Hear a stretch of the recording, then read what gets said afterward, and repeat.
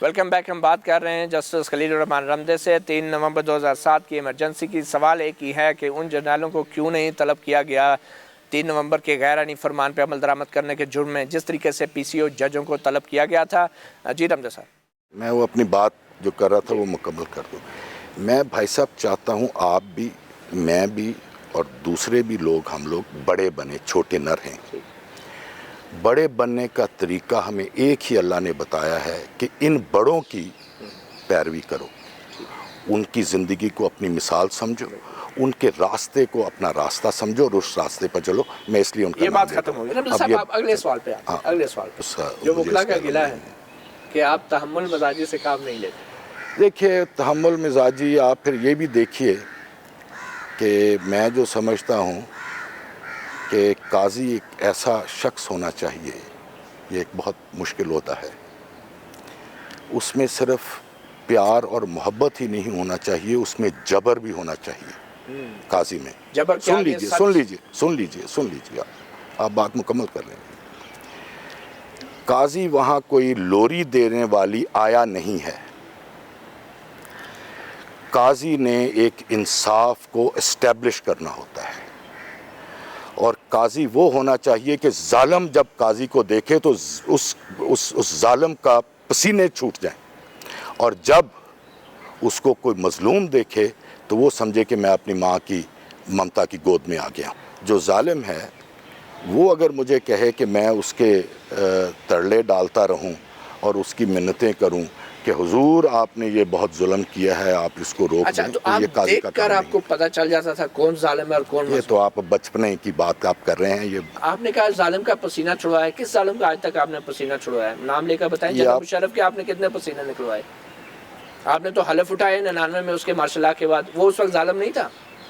اس وقت کیا ہوا تھا؟ دیکھیے، مجھے اس بات پہ کوئی شرمندگی نہیں ہے کہ اس وقت پی سی او کا میں نے حلف اٹھایا. اور جنرل ضیاء کے ایڈوکیٹ جنرل رہنے پہ بھی نہیں ہے. سن لیجیے، میں جنرل ضیاء کا ایڈوکیٹ جنرل اس نہیں دور تھا. میں میں دیکھیے، جب میں جنرل ضیاء کا ایڈوکیٹ ایڈیشنل جنرل نہیں ایڈوکیٹ تھا، جنرل جب آپ رہے میں جنرل ضیاء کا ایڈوکیٹ جنرل نہیں تھا. سرکاری وکیل میں تھے صوبہ پنجاب میں ایڈوکیٹ جنرل بنا، اس دور اور کے. اس وقت بنا 1987 میں، جب یہاں پہ ایک کانسٹیٹیوشنل اور سول گورنمنٹ تھی. اور جنرل ضیاء میں اس زندہ تھا. زمانے میں جنرل ضیاء تو اس کے بعد اگر 100 سال زندہ رہتا تو میں نوکری چھوڑ دیتا. میں کوئی فرشتہ نہیں ہوں، نہ میں معصوم ہوں کہ میں نے پوری زندگی کوئی غلطی نہیں کی.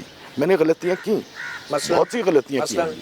آپ آپ جو کہہ رہے ہیں کہ جی آپ نے 1999 میں پی سی او کا حلف لیا، یہ میری غلطی ہو سکتی ہے. اس کی سزا بھی ہونی چاہیے. لیکن اس سزا کے لیے میں تیار ہوں. آپ چھوڑ دیجیے اس بات کو. لیکن انسان وہ ہوتا ہے جو ایک غلطی کرے تو پھر اس سے سبق سیکھے. اگر میں نے وہ غلطی کی تو شکر ہے اللہ تعالیٰ کا، میں نے اس سے سبق سیکھا، اور اس سبق سیکھنے کے نتیجے میں آپ نے 20 جولائی دیکھا. اس سبق سیکھنے کے نتیجے میں آپ نے 3 نومبر دیکھا. اس سبق سیکھنے کے نتیجے میں آپ نے دیکھا کہ 2 سال میں بغیر روٹی کے، بغیر تنخواہ کے، بغیر پینشن کے میں اس گھر میں رہا، اور 5 مہینے اس گھر میں قید رہا جہاں آپ بیٹھے ہیں. یہ اسی غلطی کا نتیجہ تھا، یہ شاید اسی کی سزا ہو. لیکن میں اپنے آپ کو خوش قسمت اس لیے سمجھتا ہوں کہ اگر وہ ایک غلطی ہوئی، اس سے میں نے ایک سبق سیکھا. اور یہ جو آپ کہہ رہے ہیں کہ وہ پی سی او ججز تھے جن کو نکالا گیا، ان کو پی سی او کی وجہ سے نہیں نکالا گیا، یہ آپ غلط کہہ رہے ہیں. اور یہ بھی ایک شرارت تھی جو مشرف نے شروع کی تھی اس زمانے میں 3 نومبر کے بعد، جس سے آپ بہت متاثر لگتے ہیں. اور وہ شرارت یہ تھی کہ یہ کہا گیا، پروپیگنڈا کیا گیا کہ جی آپ بھی تو اسی طرح کے پی سی او کے جج ہیں. 3 نومبر کے حوالے سے آپ ہمارا ان کے ساتھ تقابلہ نہیں کر سکتے، اس لیے کہ جو ان کے خلاف ایکشن لیا گیا وہ پی سی او کا حلف لینے کا نہیں کیا گیا. توہین عدالت. ان کے خلاف جو ایکشن ہوا کہ ایک سپریم کورٹ کا ایک فیصلہ تھا، آپ نے اس کی حکم عدولی کی. جرنیلوں نے بھی حکم عدولی کی تھی.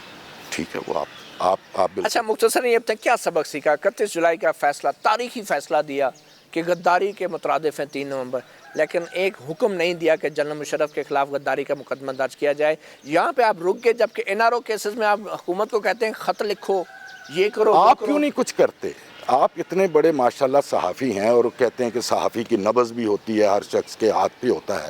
آپ کیوں نہیں کچھ کہتے؟ ہم نے آئین پہ حلف نہیں اٹھایا۔ سن لیجئے آپ آئین کے پابند ہیں، پابند نے حلف نہیں اٹھایا۔ آپ حلف نہ بھی اٹھائیں، آپ تشریح کر رہے ہیں۔ آئین آپ کو حکم دیتا ہے کہ آپ آئین کی پاسداری کریں، تو پھر آئین کا خود اگر سارے حکم آئین نے دینے ہیں تو پھر سپریم کورٹ کے ججوں کو گھر بھیج دیں۔ دیکھیں آپ کیوں نہیں یہ کام کرتے؟ اگر سارے حکم آئین نے دینے ہیں تو ججوں کا کیا کام ہے؟ دیکھیں آپ صبح کیوں نہیں مقدمہ دائر کرتے مشرف کے خلاف؟ آپ نے ڈائریکشن نہیں دی۔ آپ کو ڈائریکشن کی کیوں ضرورت 31 ہے؟ جولائی میں ڈائریکشن نہیں دی۔ یہ جو روز قتل ہوتے ہیں، ایک طرف خط لکھوانے پہ زور ہے، دوسری طرف ڈائریکشن نہیں دی۔ جو روز قتل ہوتے ہیں، یہ جو روز قتل ہوتے ہیں اس میں ہم ڈائریکشن دیتے ہیں کہ مقدمہ چلے۔ موجودہ نظام عدل پہ کوئی امپروومنٹ نہیں ہوئی، 4 سال ہو گئے، نیچے لوگ ابھی بھی دھکے کھا رہے ہیں مقامی عدالتوں میں۔ دیکھیے یہ جو آپ کہہ رہے ہیں کہ نیچے عدالتوں میں لوگ دھکے کھا رہے ہیں، کیا وہ پاکستان میں ہی ایسا ہوتا ہے؟ آپ نے جو ہمارے جیسے دیگر ممالک ہیں، مثلا ہندوستان ہے، بنگلہ دیش ہے، سری لنکا ہے، جو اس ریجن کے جو ہم ایک ہی سسٹم کی پیداوار ہیں جو ہم سب، ان میں آپ نے دیکھا کیا پوزیشن ہے؟